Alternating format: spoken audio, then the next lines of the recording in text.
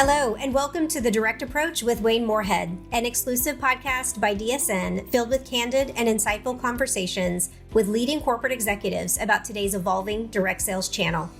Get ready for an episode like no other.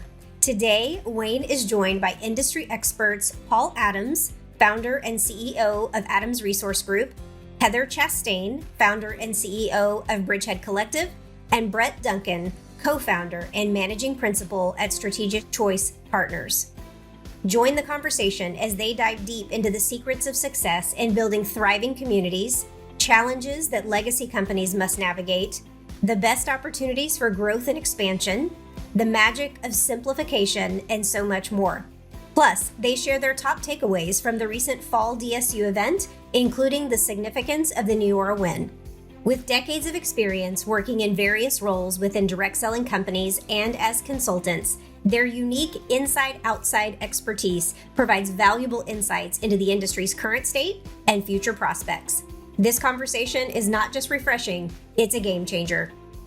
DSN is honored to be supported by industry suppliers that partner with companies across the channel to help enhance, streamline, and grow your businesses. This episode is sponsored by the CP and Krell Group. Did you know that the average cost of one bad hire is nearly $15,000? By bringing 25 years of executive-level experience with direct selling and speaking 5 languages, the CP and Krell Group knows what it looks like to have a success in a diverse and international environment. Specializing in the beauty, wellness, and fashion industries, their omni-channel approach allows them to have access to a pool of candidates with experience in various channels beyond direct sales. The CP and Krell team leverages invaluable insight into what it takes to recruit top talent. And by promoting diversity, 92% of their candidates hired in the last 18 months had an ethnically diverse background, with 85% speaking at least 2 languages. Because landing a more sophisticated brand of talent takes a more sophisticated recruiting strategy, the CP and Krell Group is your ideal partner to attract the industry's most substantial talent. Visit cpkrell.com. That is CPKRELL.com to learn more. The talent of tomorrow discovered today. Without further ado, please help me welcome your host, Wayne Moorehead, and industry experts Paul Adams, Heather Chastain, and Brett Duncan. Hello, everyone, and welcome to another episode of DSN's Direct Approach podcast. As always, I'm your host, Wayne Moorehead. And today I'm fortunate to have not one, but 3 incredible guests on the podcast. The idea behind the discussion today is to take a little bit of a step back and open the aperture and look at some of the trends and dynamics that are impacting today's and tomorrow's direct selling landscape. And so we wanted to bring in some outside perspective from individuals that obviously have an incredibly deep understanding of the channel. They can look across companies, across categories, and across the entire channel. Today's outside insiders, as I like to refer to them, have incredible direct selling experience, and in my opinion, are some of the brightest minds that are in the channel. Individuals that I have and continue to learn so much from. So please let me welcome Paul Adams, owner of Adams Resource Group, Heather Chastain, founder of Bridgehead Collective, and Brett Duncan, co-founder at Strategic Choice Partners. Thank you all for being here. Thank you, Great Wayne. to be here. Happy Thanks. to be here. Yeah. So as I mentioned right before we were recording, really excited about the perspective that all of you are going to be able to lend to today's discussion. And you have insight that we don't all get at corporate. I know when I've been at my corporate roles, of course you want to be aware of the competition and what's going on in the landscape, but your primary focus is going to be the company that you're at, the field leaders that you're working with, the customers that you're acquiring. And so again, sometimes things can kind of, zoom by without really noticing them. And so today's discussion is going to be able to dig deep on some of the big macro changes that are happening. So I would love for each of you, maybe even to just the order that I announced you, just to take a minute to share a bit about your backgrounds and what you do in direct selling. I guess that means I'm first. Thank you for the invitation, to you, Stuart, Shelley, for everybody, for what you do for the industry. It's phenomenal and so impactful. So I appreciate it. Well, I'm Paul, and I stumbled in the industry about 35 years ago by accident. when I met Stuart Johnson. Had no intention of doing this, but realized he was onto something kind of fun and interesting. And that was a little tiny company back then, 5 or 6 of us, kind of grinding it out every day. And I stuck with him, and he stuck with me for almost 30 years, 28, 29 years, something like that. But what that did is it gave me some incredible exposure to lots and lots of companies, right? So hundreds and hundreds of companies that we got to work with and learn from and ask questions of. So the insights were nothing short of phenomenal over that time, just watching the industry evolve and change so dramatically from the late 80s to now. And then about 6 years ago, I guess, I left, and what I learned through all that time was I really liked the strategic side of the business, and that's what I left and started doing was the strategic side of the business with my own consulting. And I originally started looking at just the marketing side of things because that was kind of my wheelhouse. But it takes about an hour inside of a company talking to the marketing team before we realize there's other stuff broken here, and we can fix marketing, but that's not going to fix the company. And that has led me into a whole lot of other areas. Fortunately, through all the time at Success Partners, Video Plus, learned a lot about business, studied a lot of different businesses, and have been able to apply that as we go into all these other direct selling companies that we work with now. So it's been a lot of fun. Wouldn't change it for the world. And every day I learn from my clients more than they learn from me, I promise. That's great, Paul. Thank you so much. Heather, can you tell us a little bit about Bridgehead Collective?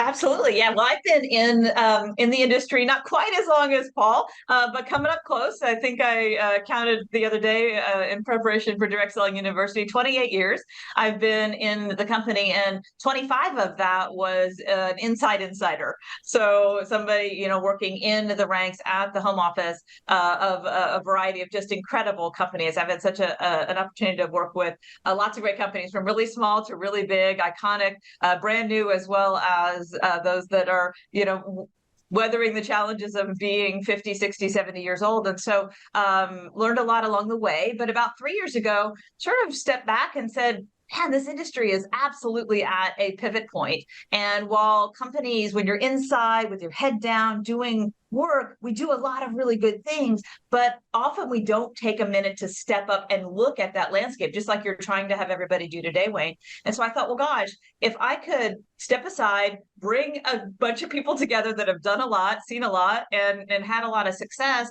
but come in alongside leadership and companies to help them maybe see the bigger picture, maybe have some additional courage, maybe make some choices that are pivotal right now, that might be a broader way to influence this industry that I love so much. So I started Bridgehead Collective about 3 years ago, and have been doing that ever since. Thank you. Brett? Yeah, so I've only been in the industry since 2002, so way behind these other guys. No, but I started entry-level coordinator at Advocare, loved it, had zero career aspirations at that time. It was just a job, and fell in love with the industry in the midst of doing that.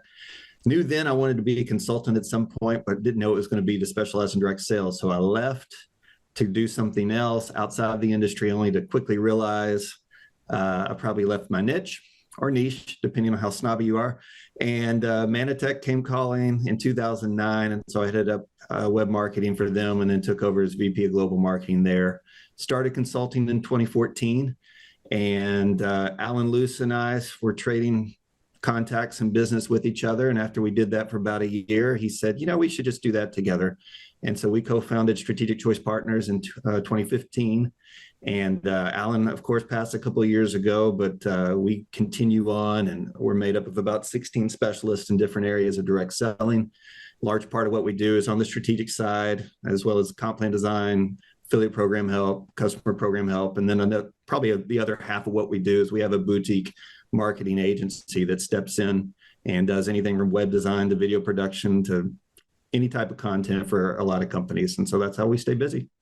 That's awesome. Such incredible background and experience among all of you. I've had the chance to work closely with many of you, have been mentors to me. And Brett, you're the person who I've heard of. I've heard whisperings of Brett and hushed tones of Brett and his strategic mind. And so it's great to finally get a chance to sit down and get to know you better.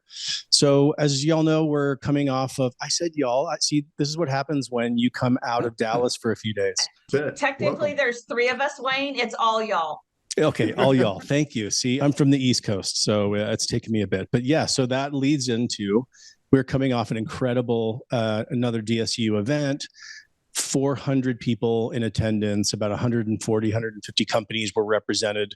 So while it's still fresh in all of our minds, I would love for you to share some of the highlights or key takeaways from this incredible event. Heather, I'd love to start with you.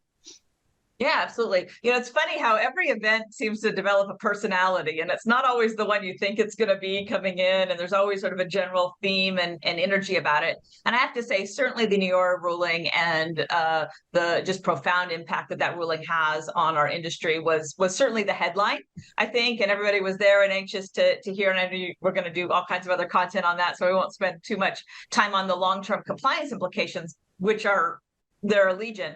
But it's really interesting to me, the sort of thread about growing Hispanic market and figuring out ways to be more productive, either whether it's through AI or whether it's through just, frankly, I have ended up in a lot of conversations about internal organizational structure and how do we structure ourselves differently for the work that's coming at us now, because the work is different. So I thought that sort of look out on the horizon of we are in a time where things must change. How can we learn? How can we pivot our companies right now to change, to be ahead of the curve is sort of my biggest takeaway from the executives that I was talking with as well. Also, one more thing real quick, really coming back to, and we'll talk about it a little bit later, I think, but this idea of all of our experience is fabulous, but it's not going to necessarily be enough to navigate us in the future. So how can we look to more data-driven solutions? How can we look to more conversations with people that are out there actually making it happen to inform our choices? And I was really gratified to hear that thread come through with the conversations I had.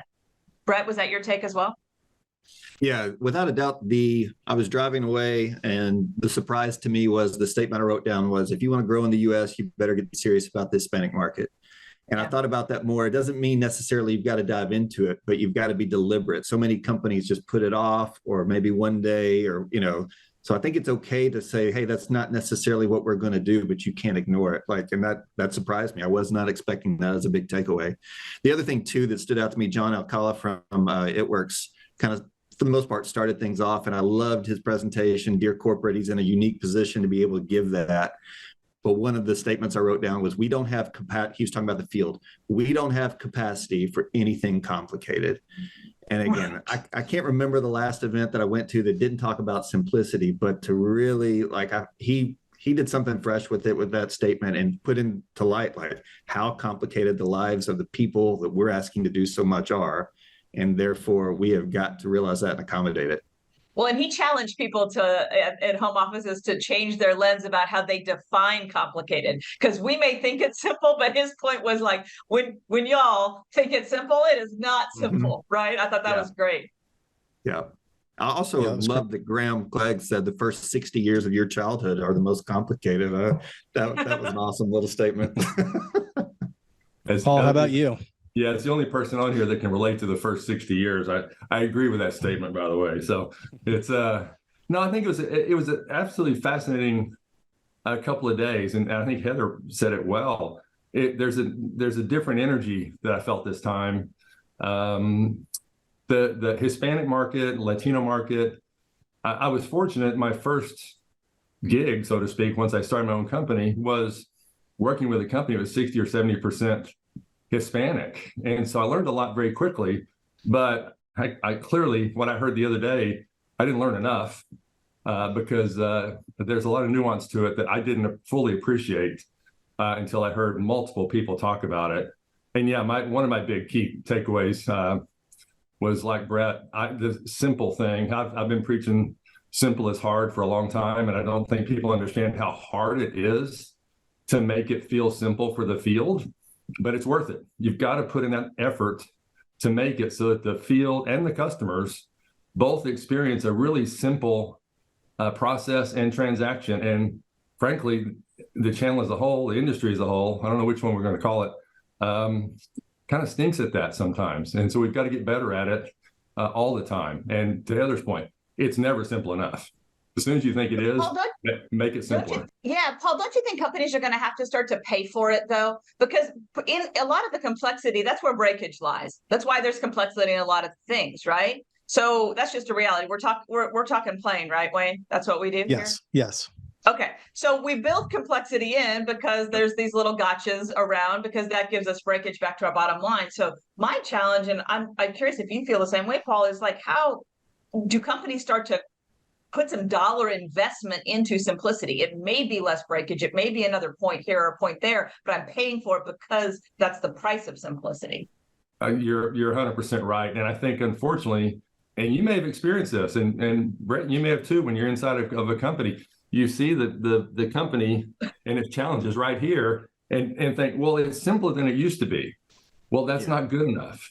Take the blinders off and ask for some outside opinions, ask for some outside technologies, and look at it with a clear lens. And that's really, really hard to do unless you are really good at taking the lens off, which most people, I hate to say it, most people are not very good at that. You have to be fresh-eyed, and that's a hard thing to do when you're fighting fires all day and just trying to make the numbers for October, for crying out loud. You know what I mean? You've got that fire to fight, and the big picture sometimes is, it's the difference between working on the business and working in the business, right?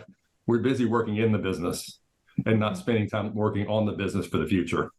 Yeah, I think the Heath brothers, I forget which of their books, but they call it the curse of knowledge, right? We get so deep in it, we know it so well that it becomes simple to us. You even see it on the field sometimes. So, yeah.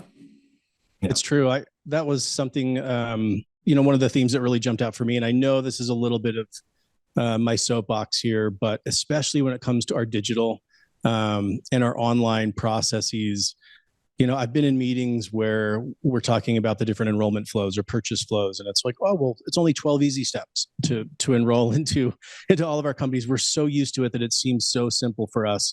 And I don't know about each of you. I did almost go you all, but I'm going to go back to each of you. I don't know about each of you, but I abandon processing. I mean, across channels, categories, if someone asks for one piece of information that I don't want to give or one extra step, I'm gone. I'm done. It doesn't matter. I was actually trying to sign up for a subscription for a D2C brand. And I fell for the promotion, and like 2 steps in, I'm like, done. I'm absolutely gone. So go ahead, Heather. I think you might have something to say. No, I was just agreeing with you 100%. If it doesn't access my Apple Pay or my card on file, I'm like, no, forget it. Not worth it. Absolutely. That's an area that all of us, I think, need to focus on and make sure that at a minimum, it's kind of table stakes compared to every other brand that we shop from online. I agree. I had a lot of the same takeaways. Judith and Brian were amazing. I went up to both of them after just the insights. I thought I had an understanding of how to market to the Hispanic and Latino market. I've spent 20 years in the channel trying to do so. And even in their short presentations, I was wowed by the information and things that I absolutely missed, and probably times that I stubbed my toe in marketing efforts to this audience and this community. Hearing from Jeff and Deb, I know we're going to talk a little bit more about it, was an amazing highlight. One of the things that really stood out for me, and I know we always talk about this, we talk about the sense of collaboration that we have in the channel. DSU is an amazing example of that you can have, 140 companies where on paper you would say they're competitors, but in reality, we know we don't compete directly. There's so many other competitive forces that we're dealing with right now. But the one that stood out is how fast, because of our collaboration, we can adapt and how much we learn from each other. And it's one of the things that makes me so hopeful and so excited for the future. And the example is exactly 1 year ago, the hot topic at DSU was Amazon. And there were only a few companies that were really engaging. We all know of the perceived channel conflict and our perceived risk of disrupting the field. And so many of us have stayed away from it. But just from getting a deeper understanding from Danny Lee at For Life, from Blake at Prove It, and the workshop and others, I think the stat that I heard there is we went from about 3 or 4 companies in the channel really engaging with Amazon to about 40 now. And about everybody I know is in the process of implementing an Amazon program. So we do learn really quickly from one another. And again, I think that's one of our key advantages going forward in this shifting time. Yeah, I'll 100% agree. And in fact, I think the Amazon thing has been a fascinating thing to learn from, because it kind of broke down some walls for people that thought there was all these outside threats. And they're not threats. They're actually opportunities for us. But I also think, from what I've seen, is it forced at least the clients I've been able to work with through this, it forced them to really think clearly and really hard about their communication strategies to get this thing on board and going forward. So, there's a lot of fear at corporate. It seemed like, oh no, if we do this, the field's going to hate us. They're going to think we're taking business from them. But then when you talk through it with them, the field goes, hey, makes sense. I like it. But they had to think through it and get their bullet points together first to convince themselves at corporate, so that when they delivered it to the field went, yeah, I get it. So the fear factor was way worse than the actual reality of execution, it seemed like. Which I've got to say, Paul, for a lot of the things that we sort of come along and encourage companies to implement in this this landscape requires boldness like never before. That's actually the biggest takeaway I have from the Amazon piece that I use as examples. Is like, our fields can handle way more than we think they can. Yeah. Just have courage in your convictions, believe enough for everybody, and go get it done, right? I think that's a great insight, Paul. And just adding on, kind of throwing my soapbox on your soapbox, Wayne, but I think the Amazon part is an example of, we call it the channel, and it is a channel, and we call it the industry, and it is an industry, a model, et cetera. But do we actually treat it like a channel? And I think that's such a huge opportunity for direct sales companies. Is we'll call it that, but if it's a channel and not the channel, that really opens up so much freedom and so much new thinking. But a lot of times, whether we know it consciously or not, we're making decisions based off of protecting how we like to sell stuff versus how customers like to buy stuff. And as soon as we can focus more on how people want to buy versus how we want to sell, it's all of a sudden the world is open, right? And so all of a sudden Amazon makes all the sense of the world. And it also becomes the most attractive thing to the modern social seller is a really strong brand with a really strong offer. It's the best sales tool we can give them. And yet we think if we do those things, we're competing with them. And they have switched completely to saying, no, I'm actually looking for the company that's going to do as much of that for me as possible. Absolutely. I love how much that is changing and shifting. Again, this whole time in direct selling, every DSU I've ever been to over 15 years or whatever, we always talk about it's changing. It's changing so quickly. And that has been true historically, but the last 3 years, I think as we all just by the heads nodding here, it's been, I think, to a whole different degree. The rate of change is gone kind of geometric. And as I speak with corporate leaders, there is this sense that some of these changes are foundational. They're fundamental, that shifts are happening that aren't going to swing back to, the norm or a historical form of direct selling. And they also talk about, and there's this understanding that the next 5 years are really going to determine the next 50, that there's so many things that as individual companies we need to figure out, and as a channel industry, a collective, we really need to wrap our arms around. And I'm just curious, is this a sense that I'm getting, or are each of you feeling something or seeing something similar? I do think it's a time of change, and it's a time of real serious change. I'll tell you my fear of the next 5 years. If to use your phrase, the next 5 years is going to be significant. I think that's true, but I also think we're judging change kind of like the companies do, right? We have our blinders on because this industry, as much as we think it has changed, it's pretty slow in many changes. So my fear is we're going to look at this next 5 years and go, well, look at all the changes we made. That's good enough. And I'm telling you, it's just the beginning. It's going to have to change regularly and forever. Or any industry is not going to be relevant. And we're certainly an industry or a channel, and we're going to have a challenge of getting complacent, which I think we did. And so I think it's important to change, but I also think it's important to say, change is now the norm, and real significant change is now the norm. We have to pay attention to trends of technologies and trends of the world. I mean, face it, the past few years, the world has changed, so we had to change. We had no choice. And so I think I'm just giving you my 2 cents. I think it's a time of change, but it's a time of establishing that change is okay. Real significant change is okay. And I love that.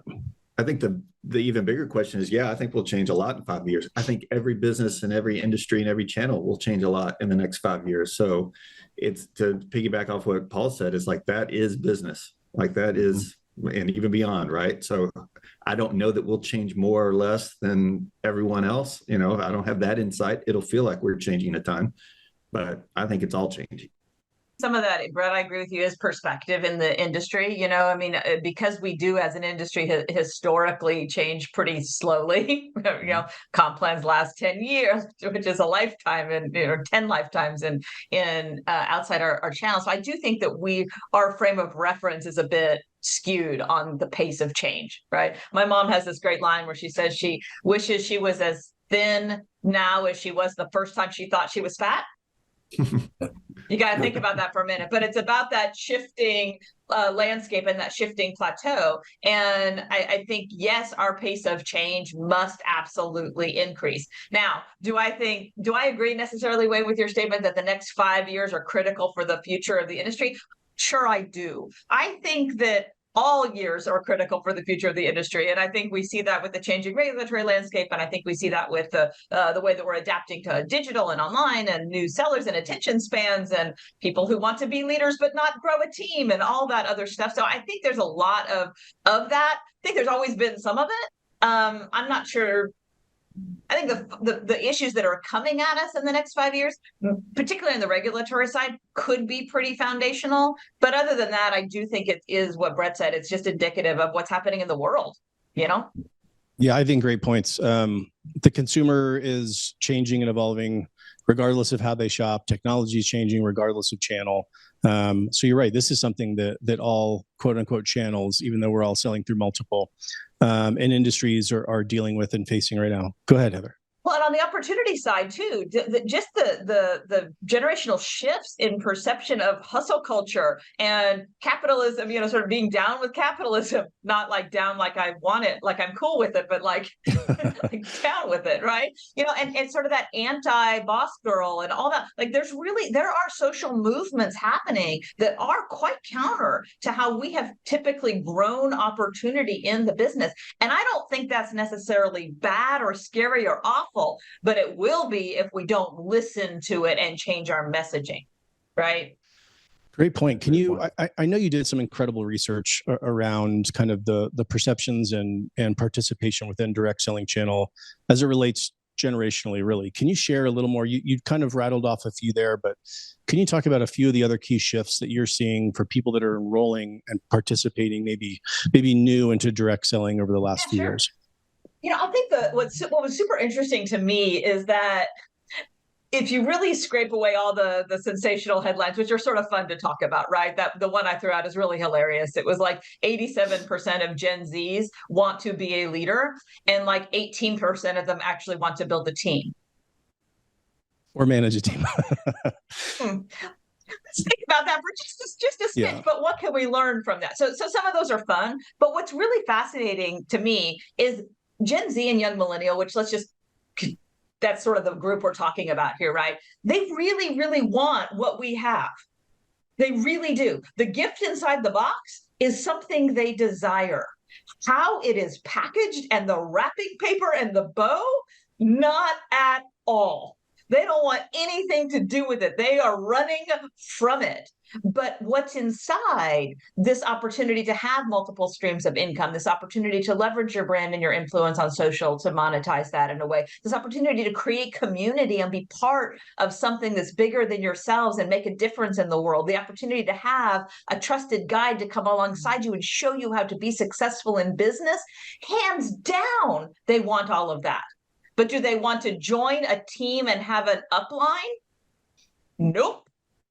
So again, so much of it is how do we take all that wrapping away that we've been using for 25 years, put it in the burn pile, and create a new box with a new bow, with a new delivery that will really resonate so they can see what's inside. That was a bit of a tired, and I went too long with that analogy. But you get my point. Like that was what's super interesting. They really do want those things that we have always offered as a channel. It's the packaging and the naming and the nomenclature and the goo that's sort of in it right now that we got to scrape away.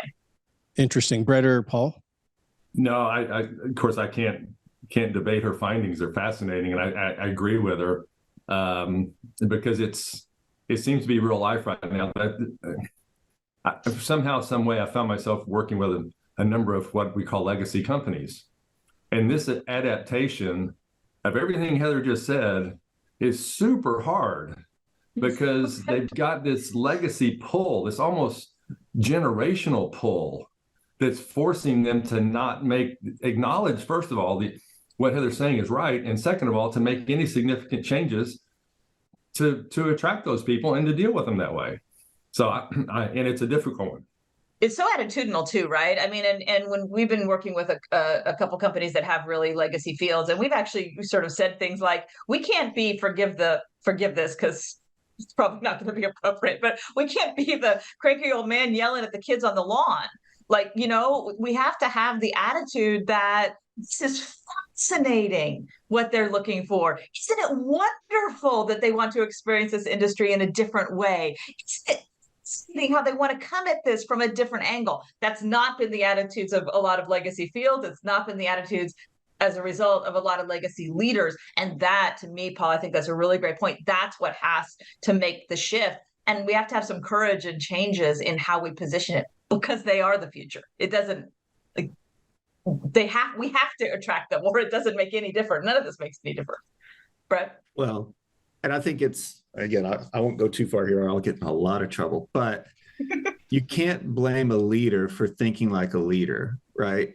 Like, our job at the corporate office is to know how to filter the feedback we're getting. And so, yes, we're all designed to hear the most from people who've been doing it 10, 20 years ago, and a big part of their growth and their team structure occurred 10, 15, 20 years ago, and that's awesome. We have to recognize the fact that it doesn't make anything that they did irrelevant, but we certainly have to realize things are so different now that for me to expect them to really have their hand on the pulse of how they would do that now, it's not that they couldn't do what they did before again. It's the fact that the return on what they did before isn't quite the same as it is now. And so, and why in the world would I expect them to be able to give me, feedback otherwise? And so I put it on the companies as our stewardship of the company. Yeah, listen, we have to, and don't ignore, by all means, please don't. It doesn't mean we're tossing that out. It means, though, it's a different landscape. And so different landscapes require different thinking and different approaches. And different love and patience to come at it too, right? I mean, it's that empathy that, and the reason legacy leaders react the way they do is because they're leaders, Brett. What they did is what they know to do. So to learn something new, why would they think something different would work? And they're also tend to be a little scared. Mm-hmm. They're scared of the world a little bit. They're scared of the change. They're scared of the future. They're scared they won't be relevant. So how do we come alongside with love and support and encouragement and data and plans and confidence, right? Mm-hmm. That this is the way to go, and really do that deliberately, though. I agree. I think the one thing we can't overlook is, and again, this is not going to be well received by a lot of people out there, but we made a promise to them years ago that you do the work and you get paid forever. And in reality, we're going to look back at it and go, there's still work to be done. And that's hard because they quit working. They stopped working because you said, right? So we own some of that. We own a whole lot of it as far as how they act and how they respond to us. We own a lot of it because with one or two planned exceptions, Paul, and again, this is people are going to turn off their whatever they're listening to when I say this, but that was never really, really, really true to begin with. There was never really a situation with one or two rare planned exceptions where you really could say, work hard for 5 years and then go to the beach. And so we have to own that perception and make sure, A, we're not perpetrating it, but also I think walking it back is not a bad idea in some cases. Yeah, I agree. So that raises an interesting question then. If the promise of direct selling, and I'm using that kind of term very broadly, has changed or evolved, what is the promise of today's direct selling? As to Paul's point, it used to be residual income for a longer period of time, maybe even for a lifetime. Heather, you're talking about people that are coming in today, different needs, wants, desires. They might be looking at it more short term. What is the promise of today's direct selling? I'll point to the research and then I'll turn it to Brett and Paul to add to that. From a just strictly monetary standpoint, one of the most fascinating pieces of the research was that younger millennials, Gen Z, you start talking about something more than $1,000 a month and they just hear scam. So that 250 to 499 is kind of the sweet spot for what they expect early in a business. And I'm not saying forever and ever, but I also think the idea of the sort of $1 million thing, that is just not happening. The expectation is that it is one of many multiple income streams, because that diversification of income is huge, and that it's handling one bill or one category or one fun thing or one sort of channel of expense that mirrors the channel of effort, and not really looking so much for it to be a full-time, that whole full-time income, part-time, like that is not resonating at all. Nobody's looking for that in these generations coming up. And so that shifts the model for a lot of companies listening. That's a huge piece of the DNA of companies, to shift to smaller income, supplementary income. And not only is that more compliant, but it's also more realistic, and it's also what they want. So, Paul and Brett. Yeah, I struggle a little bit with this one, because it could be so many things, and it's so in flux, I think, to a certain degree. But there's a statement, and this is a bit of a spoiler alert, but I think, Wayne, you had mentioned later in our early discussions on what to do here, kind of people buying from people. And I do think that's a real opportunity for our channel because we've always done that. So that's not new for us, and it's certainly widening. But is there an opportunity for us to really be the experts at that, like what that actually means? Maybe. I think it's certainly worth pursuing. And there was a time we would have said yes, for sure. But that might have had, one, I think we were really good at it and still are. And two, I think there wasn't as much competition. So now we got to keep up. I mean, I was just looking today, like Walmart just had a seller summit for their affiliates. I mean, they're doing conventions, and lots of us have stopped. What does that say? I mean, come on. But they see it, right? And so I think that's pretty fascinating. So I think that's an opportunity for us. Yeah, I agree with everything. On top of the fact that I think the promise going forward has to be that we actually have real products and services that people value. And in the end, in the past, as much as I hate to admit it, so many companies didn't really, the product was almost secondary. It's about, let's make money and we have a product that'll allow you to do it, versus here's a great product and it's going to provide the value or service that you're looking for. And if you like it, there's a way for you to supplement your income with it. I think the value proposition has elevated the product or service experience pretty dramatically. At least the promise should get us there. And then to Heather's point, we have to be really honest and realistic about what's possible, what's real. The promise has to be, if I'm going to use a term, it's honest. It's much more authentic and much more transparent, probably, about what's really going on and how this thing really works. Put in this much time, this much effort, and you might be able to make some money with it, but it's not a promise, right? So I think it's just an authenticity we have to bring to the table that is going to resonate, I think, personally. Can I add one more thing, Wayne? Yeah, please. We're talking a lot about the authenticity and the transparency on income, and I think so super, super, super important. But also, can I just add, also on the level of effort required to get that income? And this is one, we all reflect back on things we said. An industry that has changed as much as ours has in 20 years. For those of us who've been on multiple field stages giving the talk, you have to be a little reflective sometimes. And the one thing that I feel like I would probably do a little bit differently is not lean quite so heavily into this idea that every single person, no matter your skill set, no matter your background, no matter your personality type, no matter your technical skills, everybody can be successful doing this. I don't think that's true. I just don't. And I think it does take a certain personality type. It does take a certain digital skill set. It does take a certain desire and ability to be on all the time and to increasingly generate content in a way that's really meaningful and relevant. So I think we do a disservice to making people feel bad, because I do think that there are skills that are required. We can help train a lot of them, absolutely, but it's not for everybody. It is like any other thing in world. Some people are good at it and some people aren't going to be. And it's not a personal failure when you're not, which is, I think, how we sort of perceive it. Like, you just didn't work hard enough. If you didn't get the car, if you didn't get the thing, if you didn't earn the trip, you just didn't do it hard enough. I just don't know that that's true. It's a great point. Yeah, I agree. 2024 marks DSN's 20th anniversary, and we invite you to celebrate monumental milestones with us at the biggest and best events yet.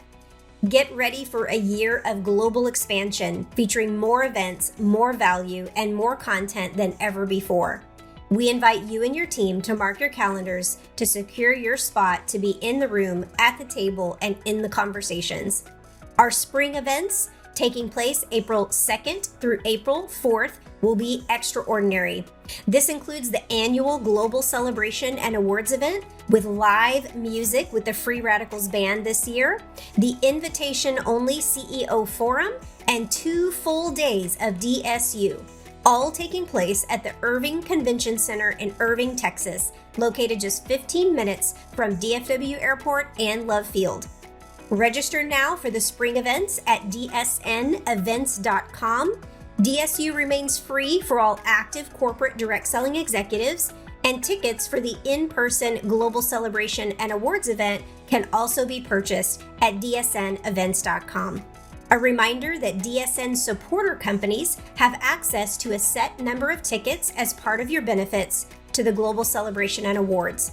If you have any questions about your benefits, please visit directsellingnews.com or contact our team at events@directsellingnews.com. This episode is also sponsored by PayQuicker. Your business moves fast, but is your money keeping up? PayQuicker's award-winning solution lets your business make payouts across the globe instantly. Send payments to over 200 countries and territories in more than 40 currencies through PayQuicker's secure API with funds available to spend immediately. PayQuicker is a fully customizable, white-label payment platform, letting you offer branded debit cards, instant virtual cards, global bank transfers, mobile wallets, cash, and more. Plus, you get their bank-grade security and global compliance, coupled with multilingual account support, so you can focus on growing your business.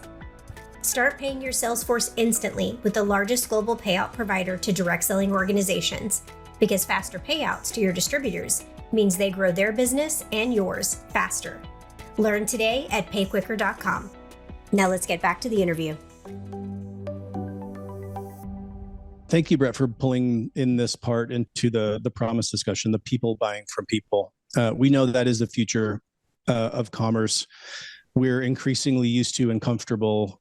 I mean, that is just the water that we swim in today. We see people every day in our feeds sharing products with friends, families, followers. So I'm curious, in a world where more and more companies, more and more individuals are sharing products within their kind of network and their circles of influence, how do we in direct selling make sure that we stay differentiated and have this great value proposition from any of these other companies that might have affiliate programs or are operating in the gig economy?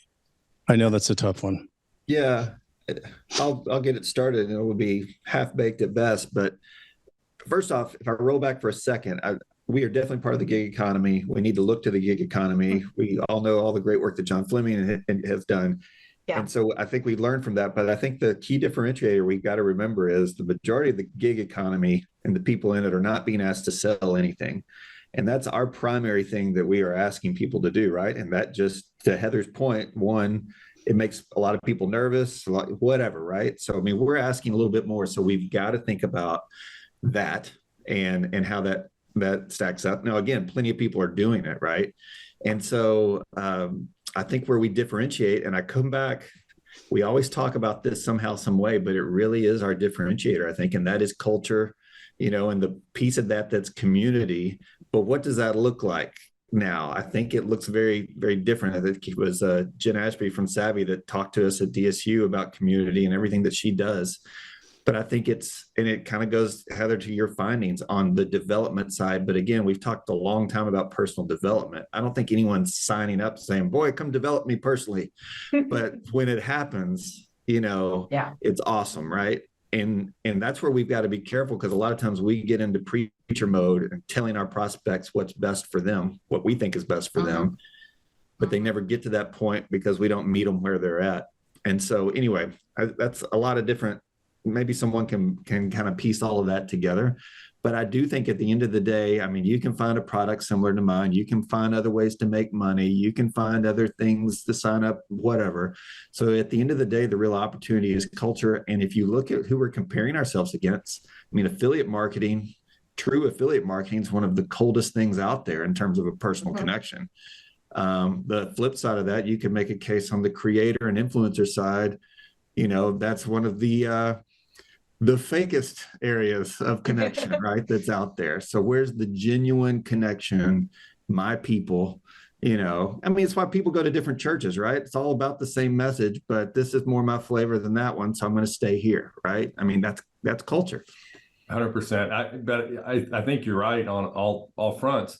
I think where we can separate ourselves is, and maybe Facebook, or, I'll use Facebook just because I've seen it recently, but it's a place where people feel connected to somebody for some reason, but I don't trust everybody on there. I'm not really friends with everybody on there, but there are a select few on there that if Brett Duncan said to me on Facebook, Paul, this is actually really good, I'm actually listening because I trust and respect Brett. But to your point, influencers, I don't know them from a hill of beans, right? They don't mean anything to me.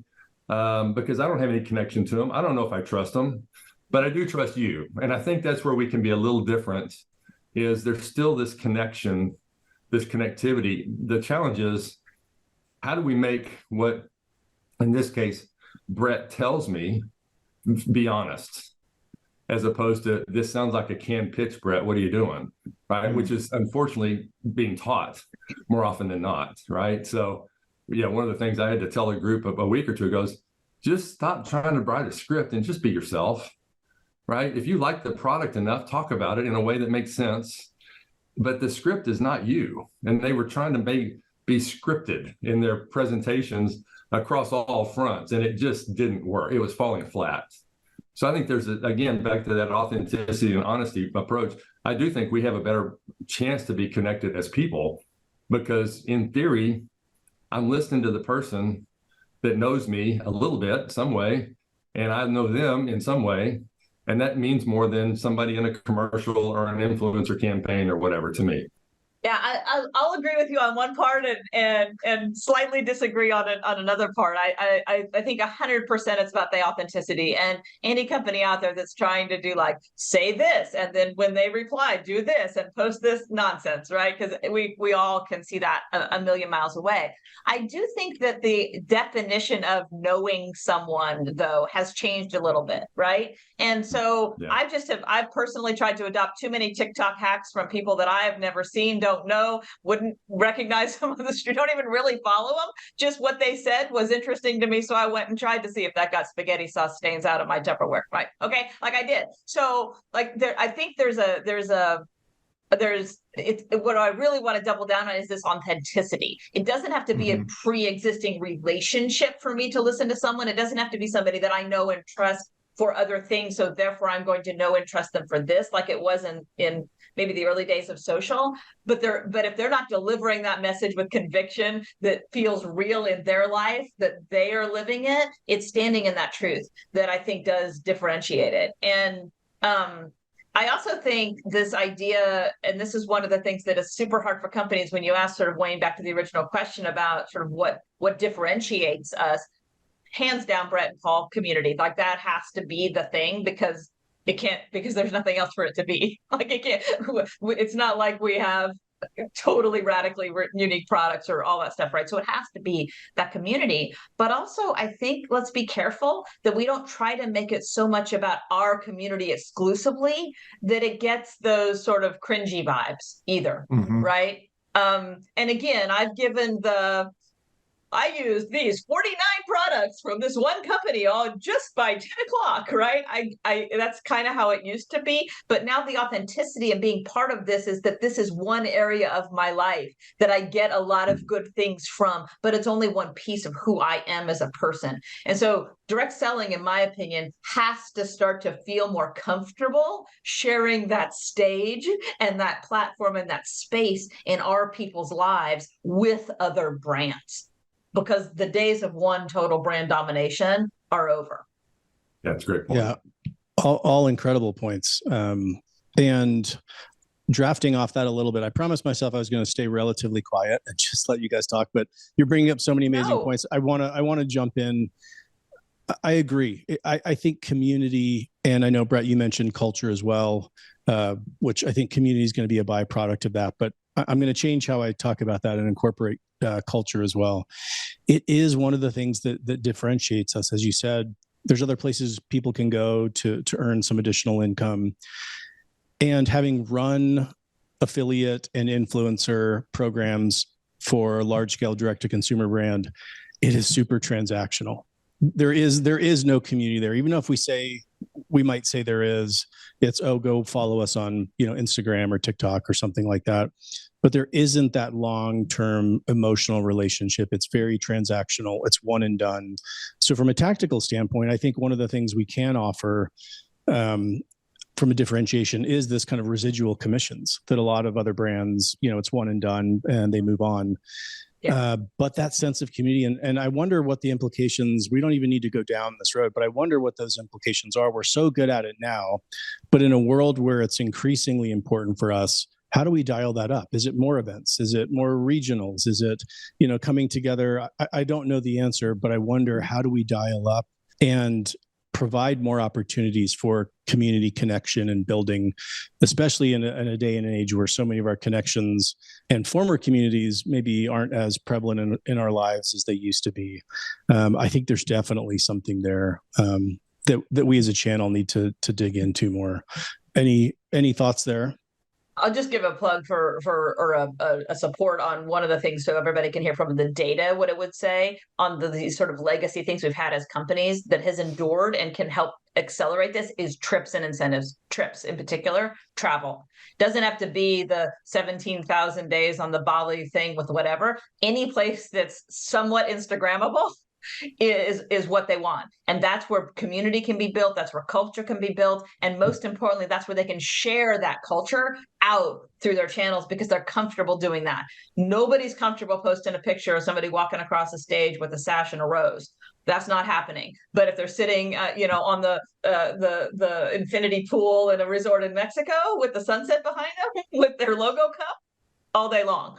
So just what you said, Wayne, I think was spot on. I think the residual income side of it, multi-tiered, whatever that means, I think that's becoming attractive to a lot of channels. I've heard from, I'm no expert, but I've heard from several fairly high up influencers who that's attractive to them. They're tired of the transactional aspect, even from a monetary standpoint. They would love to do something that's a little more long-term. So again, we might be hiding the thing that we've done best all along, right? Because we're trying to act like everyone else. And so maybe that's a huge opportunity. Yeah, that's a great point. I think you're right. Go ahead, Paul. And to Heather's point, I'm gonna say these little rough facts, and the client will know I'm talking about them. So sorry, but I'll apologize in advance. I won't use their name. But I just recently did an event where it was kind of a big celebration, and instead of having one big event and trying to get people to come to it, they said, well, let's just give them a way to host their own events. We've all done this, but built something around it. And kind of the old school folks had a community.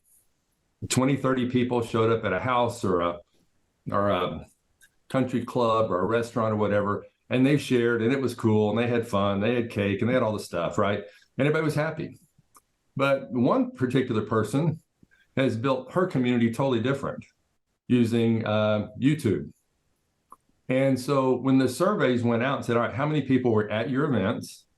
Give us your feedback. And it was 15, 20, 30 people were at most of the events. The YouTuber said, I had 1,500. And everybody went, wait a minute, that's a typo. No, I have built a community of 1,500 people who now know and trust me.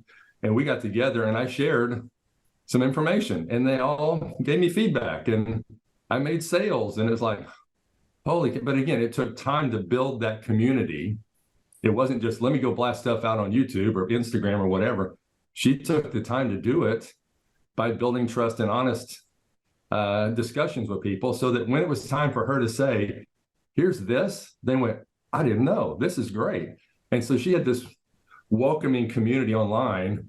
That's awesome. That far surpassed every other outlet that they had that day by a multiple of something big, right? So to your point, you can build a community in a world where it feels like it's distant. Yeah. But if you take the time, you can get there, right?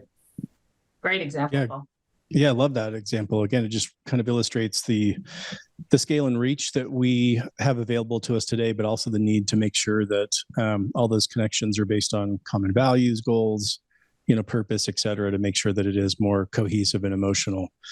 So we've kind of touched around a little bit on affiliates. So I feel in the same way that Amazon a year ago was a big conversation, the last 6 or 12 months, affiliates and how to approach that has been a big conversation that a lot of companies are thinking about, discussing, wrestling with.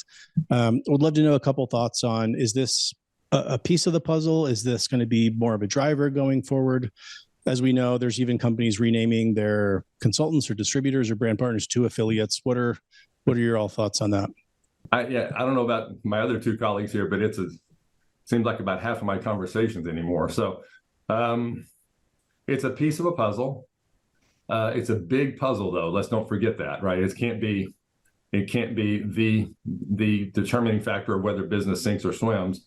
The funny thing is, after thinking about it and observing who I'm talking to about this stuff, it seems to me that if you're young, mobile, willing to adapt, willing to adjust, and have the flexibility to do such things, you're willing to try it in some way, shape, or form as a front end of a compensation plan where it just makes sense for people to sell products and be compensated for it without, to Heather's point, without building a team and trying to become a leader.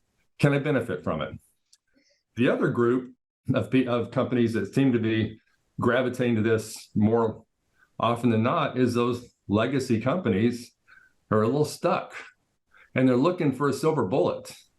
And while we all know there's not a silver bullet, they're looking for anything that makes them more relevant to a younger audience, to see them as a valid opportunity inside of something that otherwise would seem a little old and stagnant. And so it's like you got both ends of the spectrum. In the middle, if you're growing and business is good, you're going, what are you doing? Why am I messing with that? I've got a nice business. People like us already. And it could be, Heather alluded to it earlier, it could be that their compensation was structured appropriately in the beginning so that coming in a nice, slow fashion already made sense. Other companies, if you've got an old legacy compensation plan, again, with that legacy pool of people, that struggles to adjust on the front end because it wasn't built for that. It was built for long-term residual income versus front-end transactional income. Anyway, it seems like that's what I'm seeing. I don't know if y'all are seeing the same thing or not. Brett? So I know all of us have been involved in different affiliate programs to different levels. And I've personally learned a lot and still evolving there. I think looking at the panel, even at DSU, I would say, I don't know all of them up and down, but all 4 of those programs that were represented in that panel were very different programs, and one is by name only for the most, to a large degree. And that happens. Hey, we stop calling ourselves distributors or whatever and call them affiliates. Maybe people will like that more. And I'm not dismissing that, because part of the shift is in how do we just get people to want to sell our products? That's part of the drive. Is it a comp plan change? If I will say, if that's all you're thinking about, it won't work. I mean, it will probably require some comp plan changes, but at the same time, I think most direct sales companies already have a really good affiliate program in place. It's called retail commissions, and our party plan brethren would say we've been kind of sort of doing this for years, right? We kind of sort of separated team building from retail anyway. When Advocare had to go through what it went through, and my connections there, I said, well, y'all just became one of the best affiliate programs out there because you could earn up to 40% just on your retail commissions, So I think part of it is just realizing we've already got something here. Maybe we just need to reposition how we offer it. And I could see a future in direct selling to where that is a separate decision, right? Let's just pull those two things apart. If you want to do this here, if you want to upgrade later and build a team, you can. which, by the way, gets into segmentation, which I won't even get into. But boy, wouldn't it be great if we stopped begging people to build a team that have no interest in building a team? Oh, we're going to get into segmentation. Yeah. Okay, well, I won't go there then. Yeah. But, I mean, I think, Wayne, I'll answer the affiliate thing just slightly differently, and just as a challenge to everybody listening right now. I think if you are asking yourself, should I do an affiliate program? Should I not do affiliate? You're asking the fundamental wrong question. What is it that you're trying to shift in the business? Do a KPI analysis. There's 5 to 7 key leading indicator KPIs that will determine the health of your business. If you don't know them, all 3 of us, I'm sure, do. Reach out to one of us. We'll help you. But find out what you're trying to solve in your business first. Then go through what are those solutions. To Brett's point, it may have nothing to do with compensation. It may be something else entirely. It may be an element around leadership promotion. It may be an element around incentives. It may be around your product. It may be around pricing. It may be around a million other things. So I think to sort of read the headlines off of DSU and be like, oh, I should do that. And I see so many companies doing that right now for all the right reasons. They're, to your point, Paul, they're legacy businesses, they're stuck, or they're just trying to be out there and sexy. That can be the execution. But for the love of everything, please step back and look at your business and the data to understand where your problems are before crafting a solution. That's my PSA announcement for the day. I love that. I'm going to draft off of what Brett said. I love that you made that comment. I've seen the exact same scenario play out, working with companies and discussing potential avenues and approaches for affiliate program. And almost inevitably by the end of the initial discussion, it's, wait, we kind of already do that. Yeah. And you're right. It's the retail commissions. And to Heather's point, it's also about positioning and marketing. It's an entry point into a journey where people may stay at step 1, step 2, step 10. And again, to your point, based on behavior and using marketing automation, we can help them along this journey, but knowing that they may not have the desire to complete that journey. They may stay as an affiliate or just sharing product. But it is always interesting when you see the light bulb come on. Oh, we actually kind of already have, an affiliate program where we reward people for sharing products. My biggest amen of the day is to you, Paul, for your comment around when are we going to stop talking to people who just want to sell about building a team? And a lot of us have come up through that drip mentality, and we've heard leaders train on drip. I drip, drip, drip, drip, drip, drip, drip, drip, drip. And then 19 years later, they finally did this. Well, what you did was you annoyed them for 19 years, and then something finally clicked. Like, what if you had just celebrated? They probably would have got there anyway, by the way, right? And with Wayne, with the expertise you have and sort of the things you've brought out on marketing automation, segmentation around behavior, let's not make people feel like they're less than just because they don't want a team. Celebrate each equally for what they want to do. That's a big piece of the feature. Yeah. So I applaud that comment, Paul. Thank you. Well, and before we move off affiliate, I don't want to camp out here long, but the other epiphany I've had just recently for us as direct sales companies, because I do think it is a part of the puzzle. I think it's not a bad thing at all. I think it's a good thing. Yeah. But what does it mean? Because if I was and Wayne, you've got more expertise on this probably than any of us on here, but if I was a D2C brand and I just had my phone that I wanted to go out and sell, and I wanted to launch an affiliate program, my first thought probably wouldn't be, I'm going to go build my own. My first thought would probably be, there are existing affiliate platforms out there. I'm just going to go to them and they can offer my product. And I think that's something we've totally overlooked in direct selling because it's just in us. We built the commission. That's what we do. So we'll just build this. And I think some companies might be missing out on acting like a D2C brand and saying, could we actually have a completely separate affiliate channel and leverage what the D2C brand would do and leverage all these existing platforms and just offer our product there? I think that's an opportunity if you do it right. But then we launch these affiliate programs and we want to attract these people. And then we ask our same old field development people to oversee it. And they've never done it before, Right. So the other part of this is really, we don't take it seriously enough, which I'll stop here, but that could be the title of the book, right? Hey, we don't take this stuff seriously enough and invest in it like we should. Yeah. Yeah. No, I will definitely amen that one, because one of the big challenges, I think, in fact, I have a client right now who's going to launch a separate affiliate model side by side and see if it can they take away the perception that the only way to do this business is to grow and be a big leader, where most of them don't want to do that. All right, well, let's just separate it. And of course, the natural thing is, well, we can show them that they can earn more money on the other side of the business. I said, but when? When do you do that? Because they came in for one reason, and you're going to run them off. Not only win, Paul, but also doing completely different things that they may not want to do. 100%. It's not, yeah. So that's the challenges, and their entire marketing team. And this is not this one particular company. Lots of companies have this challenge. They're not what you would call real strong digital marketers, because that's not what they do. And this is going to require a totally different set of skill sets that doesn't naturally come up through the direct selling skill set channel, right? You've got digital marketing needs there, but it's a little different animal if you do it separate and you're attracting different people. So I think there's a lot of different challenges to overcome. Technology is going to make some of it easier, but technology also makes a whole lot of it more demanding as well. We have to be much better at it. So the marketing technology platforms that are out there, fantastic. I mean, we probably spent the last year and a half just implementing HubSpot in one place just to make sure we could do segmentation properly, right? But once you get it in place, it works, and it works well. So it takes time. Yeah, great perspectives. I think one thing I'll pull out of this is there are many different approaches depending on the type of company, the type of compensation structure you have, where you're at in your life cycle.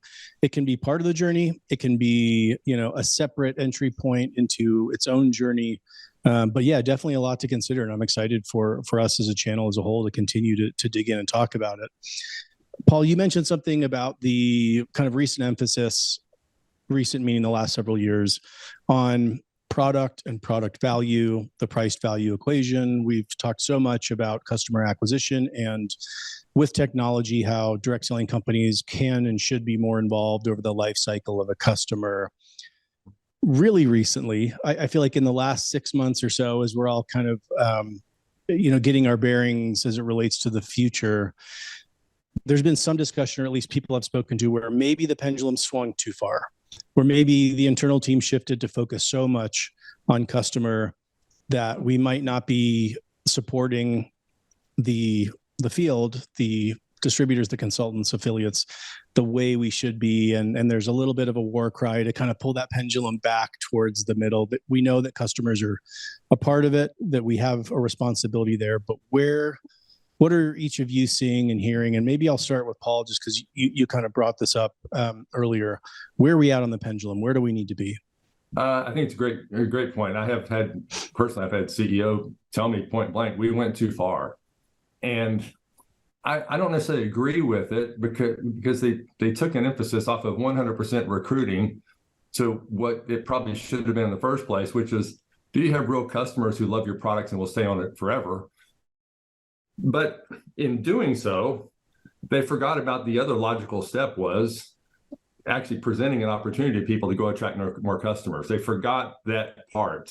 So I don't know that the swing to focus on customers was really a bad thing at all. I think it was a good thing, but you just can't forget that other piece of the puzzle. Again, we talk about the puzzle, that this is about more people selling to more people. Otherwise, we've just got the same old people selling to, the same old people. And we can do all we want as far as reclassifications and all that sort of thing to call a customer, what used maybe in some cases is a failed distributor, but still loves the product. Just call them a customer, give them the same discount and move on, right? Let's just treat them like a customer. And to Heather's point, let's talk to them like a customer instead of a failed distributor. So I think we've got an opportunity there to bring in the element that it's okay to do the business in a new way, if you've been in the business a while, which is totally reliant on attracting customers and people that want to attract more customers. And we forgot that one piece of the puzzle. I feel like in some cases, we just said customers, and there was no recruiting to get new customers happening as a result. Well, I think the premise of your question, Wayne, though, sort of assumed that there's 100 units to give, and you're giving some to customers and some to distributors, and therefore, did you give too many to customers? I think we need to challenge our premise, because you cannot focus too much on the customer. That is not possible. You need to focus 110 on the customer and 110 on the distributor. So I think internally we end up in this, because a lot of companies view it that way, particularly when you have a head of sales who's very much for the field and head of marketing who's a product background person. So then there's these also these ideological tug of war. We have to eradicate them, because if we're asking the question, did we focus too much on the customer? The answer has got to always be no. The question needs to be, did we take the eye off the ball for our distributors? That answer may or may not be yes or no, right? So I just want us to think about it that way. You cannot focus in our channel too much on the customer. Not possible, because they're the ones buying our products. Such an important point. Absolutely. Brett. Nope, 100% agree. I mean, if you really think about it, the idea that all of a sudden we're focused on customer acquisition, it's like, what business is not always focused on acquiring customers, right? I mean, it's kind of the fundamental thing that businesses do. So I think it's more, we'll get balance by catching up on the distributor acquisition side. And I would use that term, distributor acquisition and productivity, just the same way we went about rethinking customer acquisition. Yeah. Such great points. And not or. I have to continually remind myself of that. So we talked about the Neora ruling. Again, big congrats to Jeff, Deb, and Amber, who really fought the good fight. Curious if you see this kind of setting somewhat of a precedent where maybe the legal regulatory waters are going to calm down or be quiet for a while, or is this just a part of our reality, inevitably going forward? Heather kind of smirked. Heather, what was your thought? I think nothing's calming down anywhere, period, full stop. So I think we have to, my opinion, not an attorney, not a background, not a lobbyist, just my opinion. I think we have to be more vigilant than ever. And in fact, I think the Neora ruling was actually, for a lot of companies, pretty darn bad news, because their numbers are not what Neora was, and they would not fail against the same test. They would not prevail. So I think we need to view this 100% with the eye of knowledge, learning, additional information that we have that can predict future. Not taking anything away from the victory, rather have the victory than a defeat. But that ruling just protects Neora. And what every other company should be doing is looking at it and learning from it, because this is not going away. Yeah, Heather's right. It's unfortunate that there are companies out there that just got slapped in the face with real data, right? That said, this works, this is valid, and this is kind of a measuring stick. On the other hand, for the first time in forever, there is a measuring stick that I think we can all look at and go, you know what? That judge, to that judge's credit, looked at all the facts and determined there's no there. Leave them alone. They're doing things the right way. And frankly, that little feeling right there felt like a bit of a cloud was lifted that said, okay, we can be validated in some way, shape, or form. Now I know what I need to do. Now, to your point, a whole bunch of people went back to the office on Friday or Monday. Oh my gosh, how are we going to get there? Right? But at least you know what there is now. Yeah. Now you may not have to get to that exact target, but at least you have to I think, strive and get some of these ratios in order, distributor to customer ratios in order, things that I know we've all been talking about for a long time. And we just kind of said, well, they're working on it. Well, I don't think the regulatory cloud is lifted, because there's a lot of companies out there that have been working on it for years, and they don't meet up to a standard, I think, that is going to be, it wouldn't win the same case, right? Mm-hmm. So anyway, I think there's a lot of scrutiny that's going to continue, unfortunately, but at least we have a win in our belt on one side of the ledger, which we haven't had in, frankly, decades. So I think that was good. So. Great point, Brett. Yeah, I think I agree with everything, and I think it was a win for Neora. which is great, not necessarily industry, but at the same time, I would hate to think of where we're at if they hadn't won that. What that would mean. And so they should all be getting Christmas cards from us this year for sure, because we owe them a lot. One of my favorite quotes of the whole event was Stewart, as he was setting Jeff up to come on. He said, if you're not doing the right things, this is not a victory for you.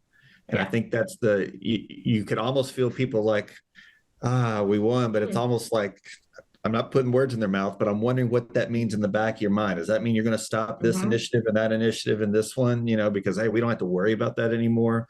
I don't think that'll happen. I hope that doesn't happen, but that's definitely a human nature response to it all. Yeah, great points. Great way to look at it on many levels. There's so much to learn for all of us. All of us need to dig into the ruling and become very familiar with all the reasons why Neora won this. Again, incredible, but so much to learn and so many implications for all of us. So I want to shift to kind of an acquisition discussion. We're seeing, at least I feel like, maybe more mergers happening in the channel, more acquisitions taking place. We learned of one, I won't name it, but while we were there at DSU of happening. Is this a trend that's going to continue? Are we going to see, increased consolidation in the channel? Yes. Brett, you're kind of nodding. Yeah. Okay. Yeah. I think we'll keep seeing it. And probably in a lot of cases for good reason, but I think there's all kinds of reasons that go into it. Not necessarily my expertise, but I think direct selling is awesome for the first 10 to 15 years when a founder launches and it's a great entrepreneurial model. And then I think, if you can't grow up, and I mean that in the best, like every company has to grow up. And if you can't catch up with, oh gosh, we're a real company now, we've got to go beyond just the entrepreneurial grit to move forward, then it becomes, well, what are my options then? So I think you'll see that. I don't think there's anything wrong with any of that. Cases here and there, but I think it's going to be very common. Yeah, I guess I'm a little torn on how common it will be. Because and again, Wayne, you and I've had these conversations where I felt like you can grow a business in our industry to a certain level of success almost through brute force and charisma, right? And that we've proven it time and time again. But you also have to run a good company, and good companies are good acquisition targets. Companies that are loosey-goosey, founder-led, sometimes are the hardest ones to sell because there's no structure behind it, right? And there's no real force that says that's on a momentum track with a lot of expertise and whatnot that I want as an acquirer, as a merger target. So it becomes difficult, and I think, fortunately, we live in a world where these are entrepreneurs at their finest, right? There's a new one hatched every minute, it seems like, in our world, trying to come up with a new, better way of doing things. And so I think maybe there's going to be more acquisitions, maybe there's going to be more mergers, maybe there's more money being put into the channel to do such things. But for every one of those, there's a new guy starting up right now that could, so it's not like we're going to have fewer. I think we'll have as many, but maybe some of the big boys will be bigger boys. I don't know. I'm going to draft off that, Paul, for a second. And we are going to see, in my opinion, more consolidation. And to Paul's point, I think over time, I think there's a few things that are still getting figured out. But back to the people buying from people is the future. We're going to see more and more companies launch into, air quotes, direct selling. And how we define it might change. They might be more, some would be more affiliate driven. Some are going to be more business building driven. Anyhow, however we end up defining and putting the guardrails in of what makes a company direct selling, we're going to see more. I tend to agree that there are going to be more acquisitions just because, to coin Paul's phrase, we got a lot of big boys out there and, who might want to be bigger. And there's nothing wrong with that. But I do think that sort of fundamental sort of people-driven element of direct selling companies is the antithesis of a process-driven company that that might be ripe for acquisition. So I do think it's always a little bit at a conflict.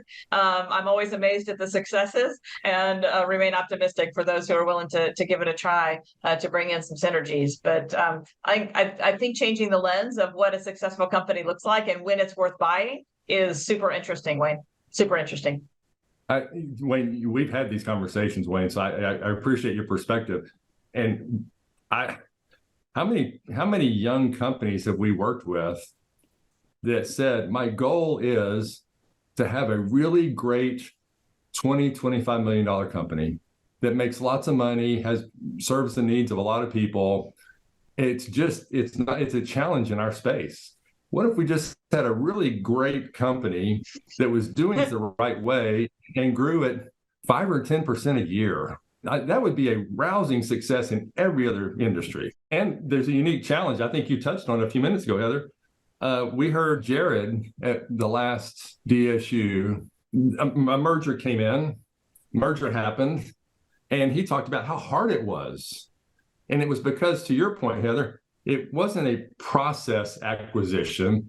It was a people acquisition. It was a community acquisition. It was a culture acquisition. Those things are hard to do. If you can build a nice company that's doing things, good processes, good people, running the business the right way, they're a better acquisition target than just this great culture, brute force, and charisma concept that I think worked for a while. Sure. So I know that many of us on this call have a hard stop here in a few minutes. So I'm going to lightning round, if that's okay, but just a couple things. So we're seeing these changes. Obviously, all of us are rooted here in the US. Or is this global? Is this happening in other markets? Or are these shifts kind of initially happening here in the US market? What I tend to hear the most, I think it's mixed, but I tend to hear it happens a lot here first for a lot of other markets. And then it starts to leak over, if at all. Agree. Yeah, I think you still have some markets in the world who do things quite differently, and they get away with it for regulatory and compliance reasons that we don't do it here. Does that make them right? No, it just means that's how it works over there.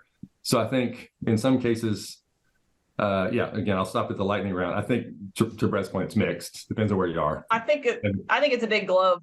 I think yes and no. I think some countries are changing faster and in different ways, and some countries are changing in other ways, and some are, to Paul's point, getting away with it. So I think it's a big globe, and every market, what I'm seeing is a little bit different. Yeah, so I'm going to answer one of my next questions, which gets back to Brett's comment around segmentation. As things become more complex and increasingly different and differentiated across the globe, whether it's types of audiences that we're now managing, customers, affiliates, consultants, and all the international and geographic implications, the importance of segmentation becomes paramount, I think. So what excites you most about direct selling as you look out over the next 5 years? I'll tell you point blank, what excites me is what we talked about earlier, which is people trying to do things the right way and bring real products to real people with real product value. I think that pressure and that demand to do that is going to make it all better. And I'm excited about that. I'll say that just the creative responses to what the market wants, that's going to be fun to watch. The types of companies that come into the channel. And I think it's going to be the new companies that take us there. Not that the old companies or the legacy companies can't do it, but they're sitting on something already. So they're in an odd situation. They're not in a situation where they can act as boldly as a new company can and show us the way to go. What excites me most macro level is what I already talked about, which is these next generations having expressed a clear desire for the actual values and benefits we provide, regardless of the package we have it in. And then on the micro level, this attitude of change and innovation and willingness and openness that we're seeing in more and more and more and more companies to embrace new ideas, to try to innovate, to try to solve things, to recognize we have to change. That's what's exciting to me, because it's through that vehicle and that lens and that attitude that we're going to see the changes that we need to have in the industry. And that's super exciting. I'm going to end it on this one. I think this was the perfect tone to end on. I want to thank all of you for your insights, for the conversation. Honestly, I could have probably sat here for another couple hours and just chatting through. It's some of my favorite things to do when I get a hold of each of you on the phone. maybe we go in the order that I introduced you, Paul, Heather, Brett. How can people learn more and get a hold of you or connect with you? Real simple. I just give you an email. It's paul@adamsresourcegroup.com.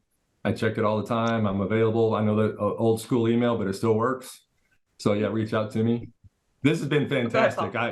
Every time I get with a group of smart people, I sure learn a lot more than I knew going into it. And I appreciate that from all of you. I agree 100%. I'll go old school with you. You could just reach out. It's heather@bridgeheadcollective.com. And we've got not only that, the generational, if you want to take a look at sort of how your company stacks up against it, we've got a pretty cool assessment tool. We've also just developed one around compliance. So if you want to pick around that Neora findings and you like a little score about how you might stack up, how nervous or celebratory should you be, we can help with that. So just reach out or bridgeheadcollective.com. Either way. Thank you, Wayne, for having us. Yeah, thank you, Brett. I'll stay in line. Brett with 2 T's at strategicchoicepartners.com. Feel free to reach out. Thank you all. Look forward to this airing and look forward to continuing our conversations. Maybe we need to make this a biannual thing, but appreciate all your time and thanks for going a little long. Thanks, Wayne. Thank you, Wayne. Thank you all. Thank you for tuning in. Please take a minute to give a 5-star rating and review to help Direct Approach continue to provide candid interviews and insights for direct selling corporate executives. Thank you for listening and supporting DSN and the Direct Approach podcast.